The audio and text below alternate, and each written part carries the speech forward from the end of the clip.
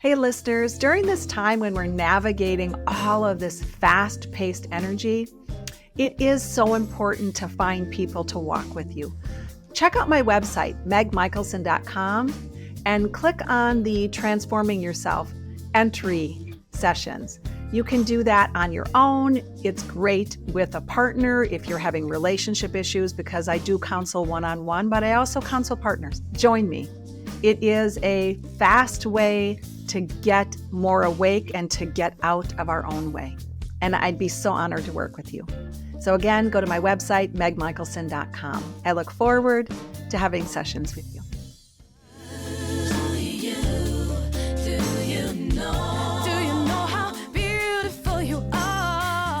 Hello, welcome back to Soul Speak. I'm Meg Michaelson, and I'm so happy that you're here.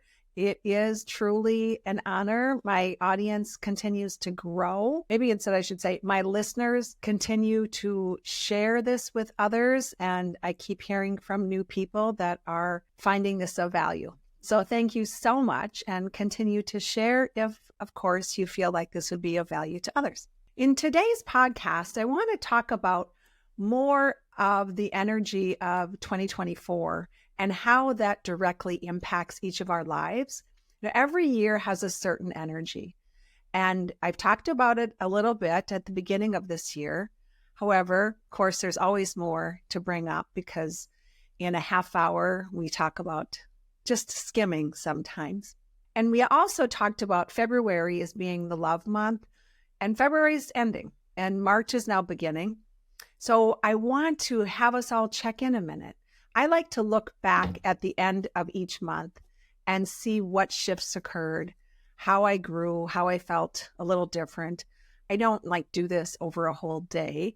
I just have it in sometimes those early morning moments when I wake up, or after a significant dream, or the end of the day, or when I take some time to sit. So just allow yourself reflection time, and especially at the end of the month, but throughout the month if you can. So as we all know, 2024 is a leap year, and leap years are fun we all think, ooh, leap year is lucky. Some cultures really do think that a leap year is luckier, and some don't.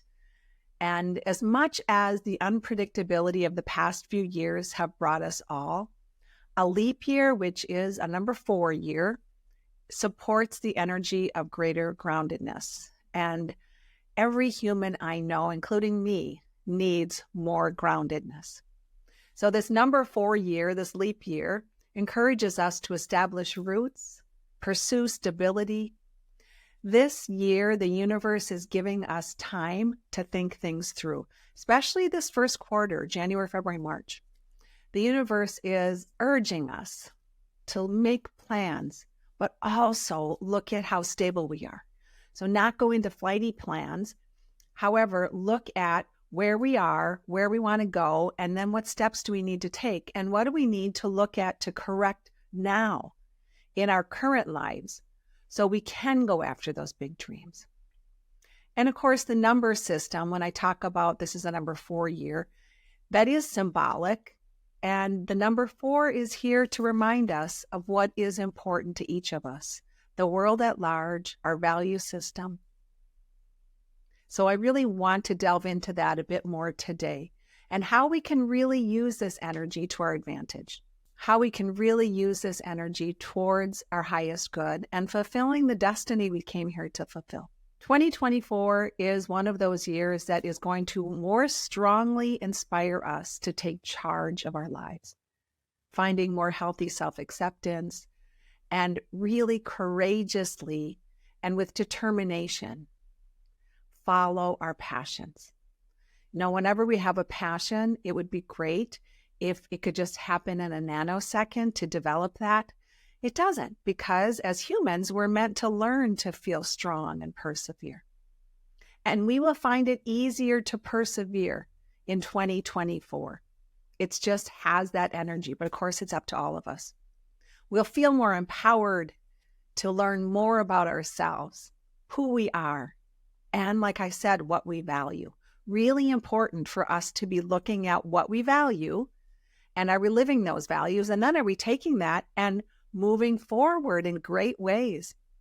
So if you're willing, take a moment now Take a breath. I'm such a believer in take a breath, let the shoulders drop, and notice what's been on your mind lately.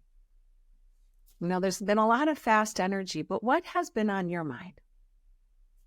How are you feeling about life? How are you feeling about the plans you're making? How are you feeling about the forward momentum? Where are you feeling stuck? And can you let a shift happen? Whether or not we're clear on where we want to go, it is still the first quarter of the year. So this year is still new. So if you just let yourself notice it, feel any shifts, notice if you've had a shift. Boy, this past week especially, I have, and many others I've spoken with, have had a really strong shift in our level of determination, our level of awareness of what we want to go after, a little bit more of that pedal to the metal feeling. If you do not know or have your goals yet, it's okay. It's okay because there's always time in our life. Doesn't matter how old we are. We always have time to reach new goals, to pursue new goals, to find new goals. But a way to begin that is to start to ask yourself what you're envious about in other people. Envy is something that we want to look at from a learning perspective. Envy is not wrong. Envy helps guide us of what we want in our life that's missing. One of my daughters recently told me about something she listened to regarding envy. And I really liked what she told me. When we're envious about something someone else has, whether that's more money, a better job, a better spouse, bigger house, great hair, less flab, etc. There's so many things. Because it's so easy for us to do that, to compare ourselves sometimes, isn't it? But what if, when we catch ourselves doing that, we choose instead to look at the whole life of the person that has something we want, not just that one thing that they have that we want, not just the one thing. For instance, if you're envious about someone else's paycheck, ask yourself if you want their whole life, because we can get caught up in then really looking at someone and envying them when it's just one thing in their life that we are envious about. Look at the whole life. Step in their shoes a minute. Maybe they have lots of money. Maybe they have a better job than you do. But also maybe they have a bad marriage with lots of competition, lots of arguing that they're not working through. Maybe they have all this money, but they're depressed or they don't feel satisfied. So instead, can you focus on why you want what they have? Be specific. Go within. What is it about that person that's drawing me there, that's causing this envy? Maybe it's really not more money that you want. Maybe it's the stuff money buys. Maybe you want more travel, nicer clothes. I was just talking to someone today. I was at Well House, and someone came in that I love chatting with, and she loves to travel and she doesn't have a lot of money. There are so many ways we can travel without having a lot of money. I do it. So maybe it's not the money, but what is it about the money that you're wanting the money for? Start to think in those terms. Maybe it's not their job, but you want something you're more passionate about. But maybe it's not that job that you want. So there are so many ways to create a life we are more in tune with. And we want to be specific and find out what it is when we're envious, what it is about someone else's life that's drawing us there. So once you identify what you want, and that, of course, shifts over time. I have goals and dreams from when I was young, even 5 years ago, that I don't feel I have that need for anymore. Some of them, of course, I'd fulfilled, and some of them I let go. So once we identify what we want, ask yourself, connect with your higher power, connect with your higher self. How can you create that? How can you create that? What steps am I open to taking? Because it really can take a while, remember, to meet a goal. Rarely does that happen overnight. However, once we get that determination going, we can focus on that feeling of excitement towards something that we want, and then be open to the universe's help, be open to people's help, be open to seeing the signs as we work towards the goals we've set. Then where we are feels and we're living more love, more lovely, and an appreciation. Because when we're tired and we're not doing enough self-care, we often focus on where we are not, instead of looking at how far we've come towards whatever our goal is or what we've overcome in our life. I've talked about this before. There is so much we don't know. There is so much we can't see. We don't always see the signs. We don't always see the help we're getting until we get it. But that energy of movement is already there, especially when we try to stay in alignment with possibility. So staying open, even when we feel like we're not moving forward. And then we notice more of those events. We notice all of the magic, the stuff I call magic, those synchronicities, meeting certain people, running into someone you haven't seen in a while, or having a conversation with a new person, and you have all of this in alignment. And then we can start to realize things are so much more in sync than we thought, because now we're feeling good. Now we have that beautiful body-soul connection, and we notice way more of what's going on that we don't notice when we're feeling out of alignment. So when we practice this more often, we shift our perspective on life into more truth, less stories of what you can't have, greater potential to go after what you can have. That's the strength of this year. Set our goals, have a vision, take the steps, enjoy the journey. Every day we can, if we allow ourselves, find things to appreciate, simple things. These changes that we want to make, they can be small changes. Small changes can lead to bigger changes. Every day, appreciation. And now we're in alignment with our higher vibration. And now things can happen faster. We meet the right people. We get a call. We find someone who knows someone. Every step leads us. I have had so many beautiful synchronistic events this week, and I pay attention and I appreciate, and I really notice when I am in that higher vibration, because I'm not always in the higher vibration. I'm human. Some mornings I wake up and I have to get myself back into that higher vibration. I've talked about Mr. Rogers before. I have a little book that someone bought for me years ago, and I read it. I pull it up and read it whenever I have that nudge. And something I read the other day, his quote, imagining something, and that can be through envy, everybody, can be through envy, imagining something, maybe the first step in making it happen. Imagination can be the first step in making it happen.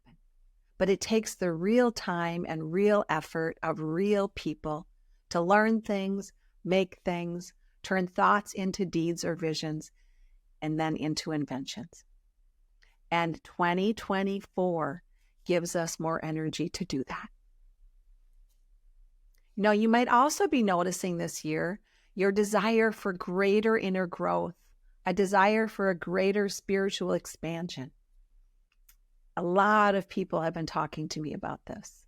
This year has that potential. Whether or not we act on it, just like everything else, is up to us. Even spiritual expansion, taking the time to pause and breathe, taking the time to look at the sky and wonder what's beyond Earth. There's so much, right, we can't see. Leap year 2024 has many karmic and fated events, and they're here to help us face and resolve a lot of our difficulties from our past. So that's coming up too, because we want to sweep those out so we can step into greater goodness. All the toxic things that happen to us, those relationships we've had or still have for some people, those events that we have that feel really crummy, that's all part of our old karma. And those, in my belief, are here to help us learn and grow and shift out of that. So this year, we also have more attention to connect to that soul purpose, to sweep out the past. Connect with people over the end of last year and continuing into this year that are here to help us move forward, change our lives for the better. Long-term growth, long-term evolutionary changes. That's a number 4 year. Long-term growth, long-term changes. And so I just upped my exercise routine because I felt my body was like, okay, you got to do a little bit more. I'm getting older and I want to have a healthy body. And I can feel it's easier now for me to stay with these changes. This is that kind of a year. So the things you're setting the stage for now are really to help you long term. The people you're connecting with, the people that come your way, especially those you get that feeling about. You've had a interesting feeling like, I feel like I know them, or wow, we had an immediate click. Pay attention to those feelings, that inner knowing, that you know that person somehow, even though you just met them. That instant connection. I recently have that, and I brought this up on another podcast. Dr. Rose Kumar, who runs the Alani Center here in Wisconsin. And she had been trying to get a hold of me. I called her back, and the second I called her back on her business line, not her cell phone, she walked in my office door. Totally synchronistic. And we have had so many beautiful connections in the short time we've known each other, meant to work together on some way in this lifetime. But we pay attention to that. We both are paying attention to that. And those connections that we feel, the shivers down our spine or on our arm, they're here to help us stay the course. Those are soul contracts. So we want to keep ourselves in alignment as much as we can. And those people, like Dr. Rose Kumar for me, she is to help me stay in alignment, and I'm to help her stay in alignment. We have many things we're going to be learning and sharing with each other. We're both noticing those shivers. And oftentimes we get frustrated that we're not where we want to be, that it's taking longer than we thought it's supposed to take. And then we lose our connection from our soul self. And we're further away from that light or a higher self source. When we reconnect, however, to those people that are coming our way, don't ignore those connections. They're here for goodness. Those high-level connections where you feel that feeling. Pay attention. Take moments to find peace again. Step back into appreciation. We can move closer to our higher self, that beautiful soul self, where we're integrated and light-filled. When we stay connected to those people, when we stay connected to ourselves, when we stay connected to the beautiful sky in our appreciation. You know, there are so many beautiful places we can meet in our minds. And we can choose to be in the yuck of our minds, or we can choose to go into the memories of goodness, or the visions of what we want, or imagination of anything, like even the ocean and the sound of the ocean. Every time we choose to shift our thoughts into something of beauty, we bring ourselves closer to what we want and realignment with our higher self. Because when we dip, we always have a choice. As quickly as we remember, find 5 things to appreciate about your life. So when you take a dip, find 5 things, or sometimes it only takes 1 thing to appreciate. And then all of a sudden you're back in alignment. And then that mojo happens. Then we're ready to giddy up and go. Of course, as I said before, this takes time. It takes that time to pause, to wonder, to breathe, staying open to the signs and symbols, staying open to the shifts in the feelings, seeing those around us with more kindness and love, and letting our guard down and learning to trust those people that we have those feelings for, those good feelings, like, I know they're here to help me somehow. I'm not talking about the rescuer, the savior, or those that are trying to control you. This is different. This is that feeling where, wow, I just really feel like they're in my life for a reason. And we will get those nudges. We just want to stay open to them. I'm going to give you another Mr. Rogers quote because I'm such a Mr. Rogers fan. In times of stress, the best thing we can do for each other is to listen with our ears and our hearts, and to be assured that our questions are just as important as our answers. I had a woman stop into Well Goods, the shop at Well House, and we had not met before. She was her first time in there. We talked about the benefits of castor oil. She was looking castor oil and how that could benefit her thyroid. She struggles with hypothyroidism, and the current stress she's under said are causing her symptoms to really increase. In our conversation, she opened up, I didn't ask her questions about what her stress was, nor did she tell me, but just that she's undergoing so much stress and it's increasing. And I explained in our short time together the importance of finding peace within our days, even when, and especially when we have stress. That's when our body needs it the most, those peace moments, those pause for peace moments. She said, I think she was in her 40s, at age 40, she had no idea how to find peace. And the situation she was in was going to become even more stressful. So in the store, I asked her, just take a few breaths, breathe until you feel a release in your shoulders. Instead of the news or high energy music, turn on nature sounds. Touch your skin gently. She had been so used to handling stress in her head. She really did not know that she had the power to shift her thoughts into peaceful moments. When we allow ourselves to lean this way, to lean into those opportunities to find peaceful moments, those tough conversations that we are tending to avoid with ourselves and others can be handled with so much more kindness and love. We think that we're handling those stressful times by being in our head all the time trying to figure it out, but we're not. We want to have those tougher conversations with ourselves. Wait a minute, is this the right path? Is this the path to truth? This is a very karmic year, and you may find that you're confronted and working through some very old familial energies, old stories, old karmic patterns, old issues that you have not yet resolved. Reminding ourselves to use moments to feel ease will make all the difference, not only in our physical health, but also in our decision making. It's so important to take time to step out of the stress. And this year, as with every year, it is important to begin to find ways to live with a more peaceful heart. What does that mean, peaceful heart? I've been reading a really good book called The Anatomy of Peace by the Arbinger Institute. The Anatomy of Peace. I highly recommend this book. We forget sometimes that other people matter, other beings, other animals. They're not just objects. When we get caught in our own, what I call our own private Idaho, when we are feeling, woe is me, my problems are so big, I don't know what to do, we forget that other people are here and they matter too. It is not healthy for us to live within the thoughts of, I can't help anyone else, or I can't be there for anyone else because I'm so overwhelmed with my problems, or it's my way or it's the highway.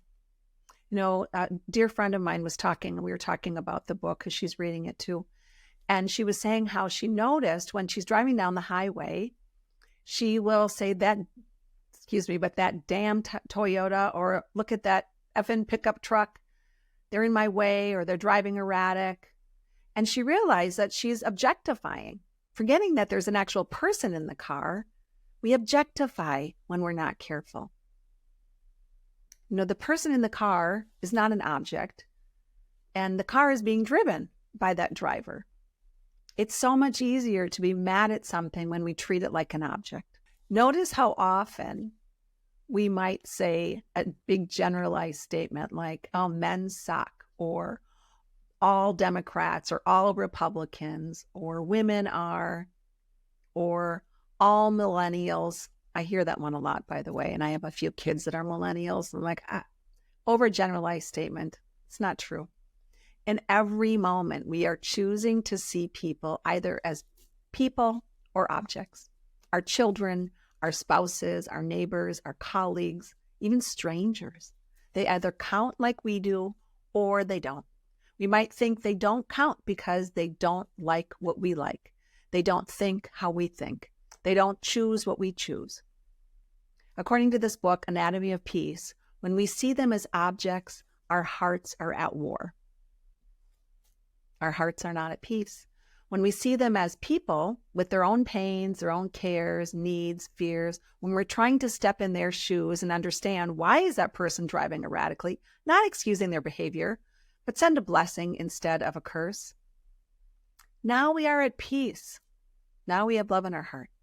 Lumping every one into an era, into a race, into a political party, into a culture, into a faith, into a single stereotype is a way of failing to see them as people, as individuals. Think about how races or humans are victimized by violence or the sex trafficking taking young people as objects to be sold. Objects, not people with the same concerns, cares, needs that each of us have. This is a year to really be checking with self. How much are we objectifying living beings? We can remind ourselves that we are here to see people as people. We want to separate the person from the behavior. We can be mad at the behavior, but that human is still a human who has needs just like we do. Love people. Love our neighbors. Maybe not the behavior, but we can still send love and blessings, and that's way easier. Doesn't mean we don't hold boundaries. We still hold boundaries, of course. But there's a difference between war in our heart or peace in our heart. And we can get a lot more accomplished and actually even have more healthy energy when we find ways to have a peaceful heart. A woman I know has had her mom in a senior care facility for a while and in dementia care, like my mom is. And she has really come to peace with that. Before, it was a lot of stress, a lot of heartache. And now she's found peace in her heart around that. And she handles everything with much less emotion. Doesn't mean she doesn't care, but that peaceful way of dealing with things is so much healthier for our body than dealing with things like we're at a state of war. And it can be small things or big things. This year, more than ever, it is important to collaborate, communicate, connect with others, much more teamwork, less on our own. Someone came into Well House, another person today. We had a wonderfully active, busy day. And she said she's really noticing this urge within her to connect with people. And she tended to do things on her own. And when we allow ourselves to connect, communicate, collaborate, find ways to bring people into our lives, find ways to problem solve from a collaborative standpoint, certainly with other people and also with our higher self.